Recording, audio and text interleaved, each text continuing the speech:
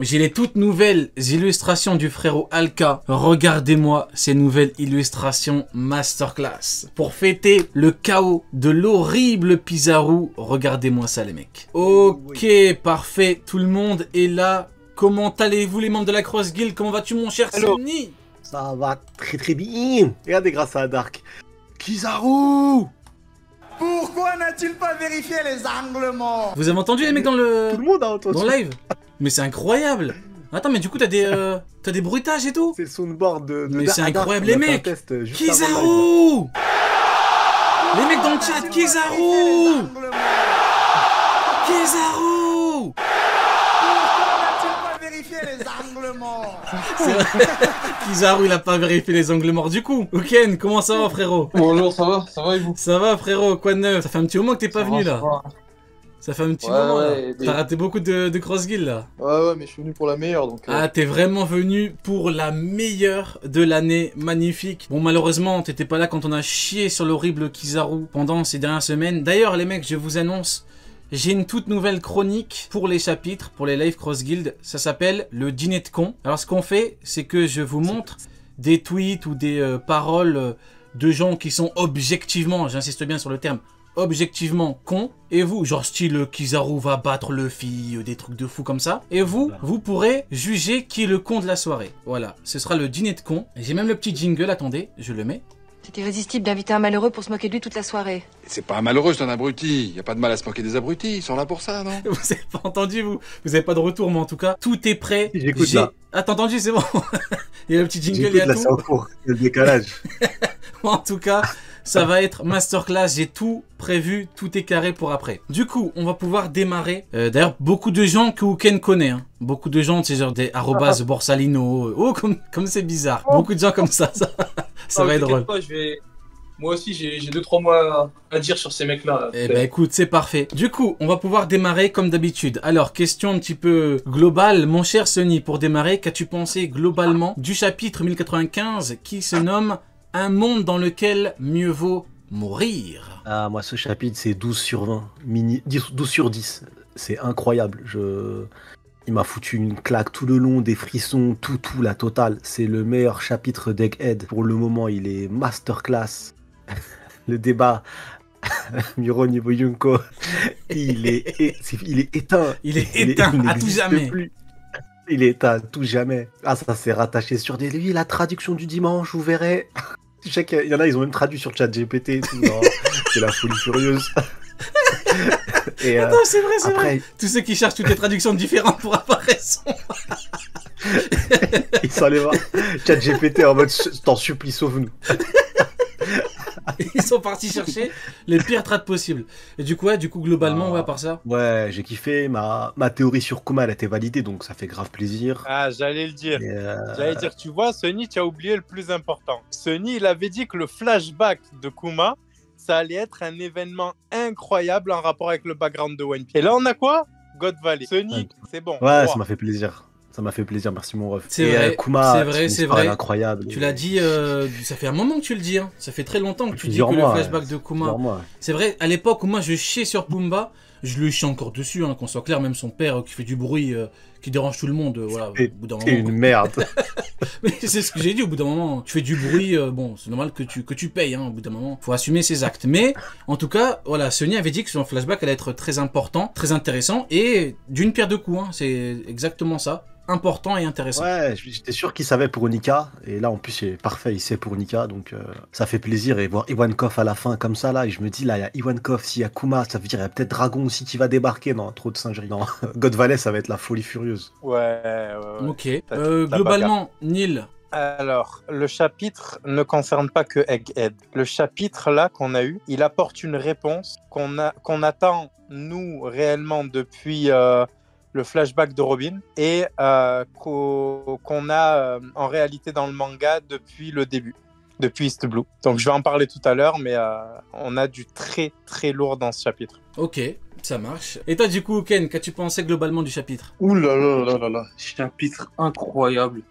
Que ça soit avec Kizaru, que ça soit avec le grand Garling, hein, Papa Figarland, comme je vous l'avais dit, que ça soit avec lui, que ça soit avec les dragons célestes. Oh là là, c'était incroyable. D'ailleurs, pour revenir sur le truc ChatGPT, Pour la petite histoire, les Pro Amiraux se sont pris une clim des enfers. Donc nous, bien évidemment, sur le serveur, on leur a mis un pressing des enfers. Ils n'ont pas apprécié, ils étaient énervés, ils n'en ont pas trouvé le sommeil. Et ce qui s'est passé, c'est que bon, comme toute personne normale, moi je suis parti dormir avec mes amis. On a passé une bonne nuit. Mais les Pro Amiraux, eux, et c'est vrai ce que je vous dis, hein, ils n'ont pas dormi de la nuit.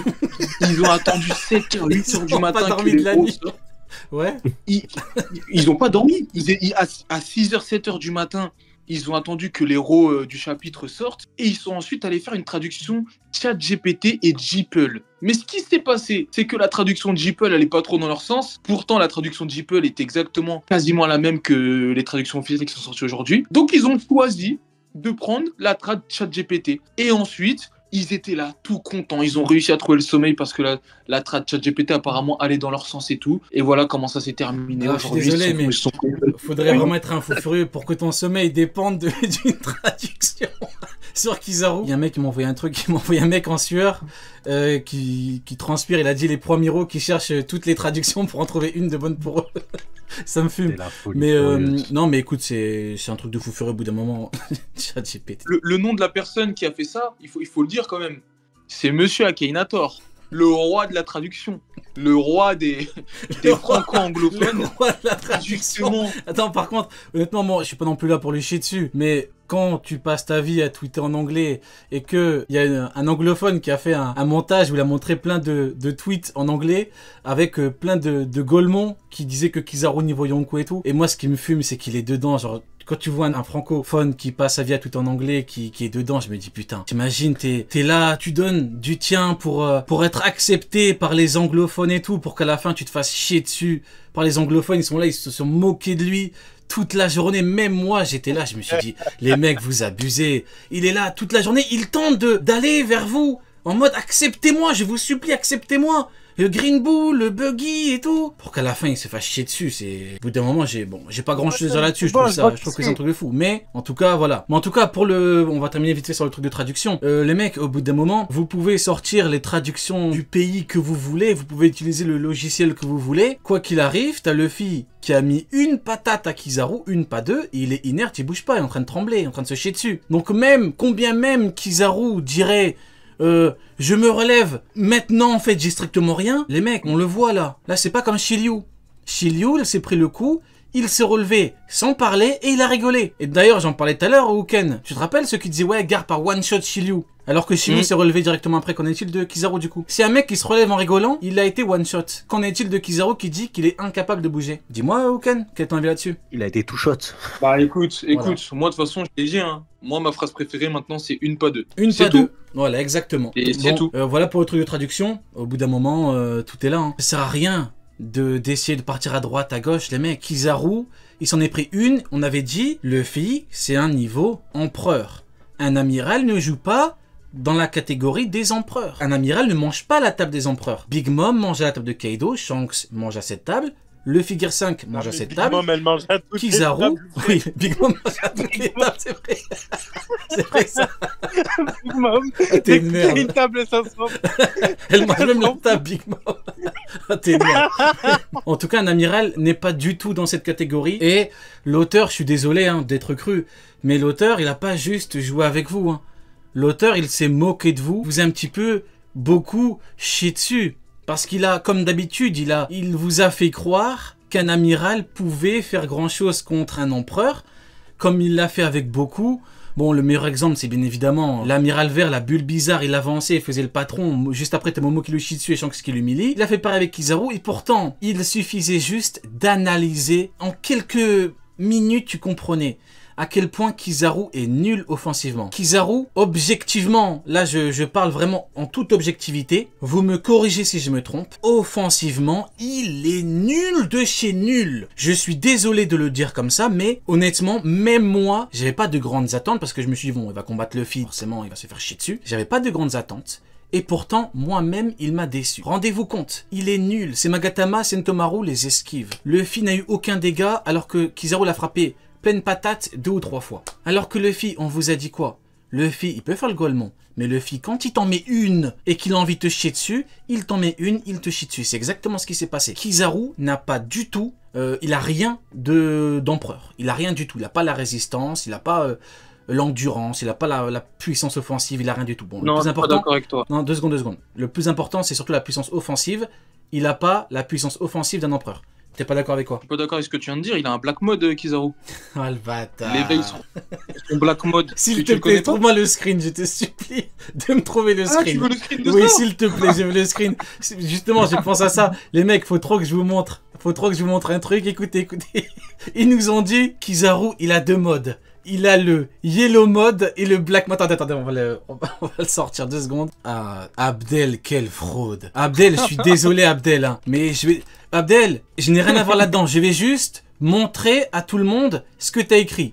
Y a rien de personnel. T'es juste une giga fraude, Abdel. Rien de personnel. Mais regardez les mecs. Yellow mode, épée, miroir, perle de sagesse, black mode, épée ténébrale, miroir abyssal, perle de corruption. T'es un bâtard. Miroir. Il a peut-être des abyssales, Kizaru, mais il a pas le miroir abyssal. Perle de corruption, peut-être corrompu, mais il a pas les perles de corruption. Mais attends, non mais s'il vous plaît, non mais s'il vous plaît, qu'on se pose juste 5 petites secondes et qu'on parle de cette immense dinguerie. Yellow mode, black mode. Non mais là c'est le manga d'Eshiro Vodka, là je suis désolé. Non mais là je suis... Épée ténébrale, miroir abyssal, s'il vous plaît. Là tu peux pas sortir de telle dinguerie. Genre carrément il a tout inventé et il a dit ça va arriver. Là il a pas dit... Bon, c'est une théorie, il n'y a pas de grande chance, je dis ça comme... Non, il a dit écoutez les mecs. Et le pire c'est que, en fait, faut bien comprendre que ça illustre parfaitement beaucoup de choses. Pourquoi il dit ça? Pourquoi il est persuadé? Parce que dans sa tête il se dit, Kizaru, il est niveau Yonko. Donc forcément, il va te sortir des perles de corruption, des miroirs abyssales. Mais non, les mecs, vous faites le truc, vous fonctionnez dans le sens inverse. Vous faites tout à l'envers. Faut arrêter de partir du principe que ce mec-là est trop fort. Tu te bases sur ce que t'as vu, sur ce que le mec montre, et tu comprends que le mec n'a pas ça. Non, Abdel, t'as abusé. Non, Abdel, t'es vraiment... Loin, là, il y a un vas-y, manque de recherche. Parce que quand tu regardes même les noms, d'où viennent les noms des attaques de Kizaru, c'est les trésors impériaux japonais. Exactement. Donc tu peux pas inventer des trésors qui n'existent pas. Il a inventé des trésors, il a inventé Je te perles jure, de corruption. Kusanagi a dit Non, c'est une dinguerie. Bon, bah voilà Abdel, rien de personnel, mais t'es vachement frauduleux. Hein. Franchement, concentre-toi et comprends bien que Luffy, il a mis une patate à Kizaru, il a montré c'est quoi niveau Yonko. Kizaru, il a tapé plein de fois Luffy, il lui a montré c'était quoi un amiral. Luffy l'a tapé une fois, il lui a montré c'était quoi un Yonko. Du coup voilà, maintenant on peut reparler du chapitre dans sa globalité. Et le pire c'est que lui, Abdel, il était même pas dans le dîner de con. Donc enfin je le rajouterai après, puis vous pourrez voter. Peut-être que c'est lui qui va gagner, hein, qui sait. Du coup voilà, moi mon avis globalement sur le chapitre, excellent chapitre, hein, je mettrai un petit 9,5 voire 10. Bon, Kizaru, incroyable, confirmation, une énième confirmation. Comme j'ai dit tout à l'heure, on a donné beaucoup trop d'importance à beaucoup de clowns. Enfin au bout d'un moment, il faut savoir dire les termes. On a donné de l'importance à des clowns qui ne comprennent rien. Voilà, il y a nous qui analysons, il y a eux qui sont que dans la réaction. On analyse, ils réagissent, ils sont que dans la réaction et ils ne réfléchissent pas. À aucun moment, ils ont fait ce travail d'analyse, ce travail de réflexion. À strictement aucun moment, ils se sont dit, eh bien donc ça veut dire que Kizaru, tout comme Akainu, tout comme tous ces mecs-là, ils ont tous le niveau Yonko, tous ces mecs-là peuvent battre Luffy, Gear 5 et Barbe Blanche. À aucun moment, ils se sont dit que ça n'avait strictement aucun sens à tous les niveaux. Pour la cohérence, pour la logique, pour tout. À aucun moment, ils partent juste du principe que ce mec-là est classe, voilà, qu'il a un bon pouvoir, surtout un beau pouvoir, parce que bon pouvoir, ça reste à démontrer, offensivement il est archi nul, hein.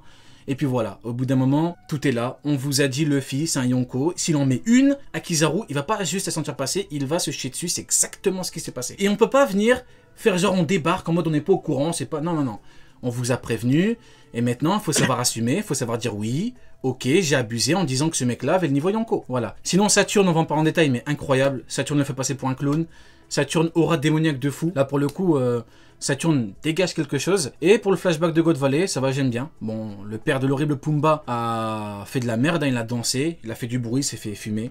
T'avais qu'à pas faire autant de bruit, le père de Pumba. Et puis, merde, voilà. Frérot. Oui, mais tu sais très bien, tu me connais, Sony. Hein, Du coup, voilà pour... Perle de sagesse abyssale. C'est l'attaque du cœur de Rio, ça. Perle de corruption, c'est moi, ça. Ça, c'est mes techniques. Moi, dans OP, j'aurais l'épée ténébrale, le miroir abyssal et les perles de corruption.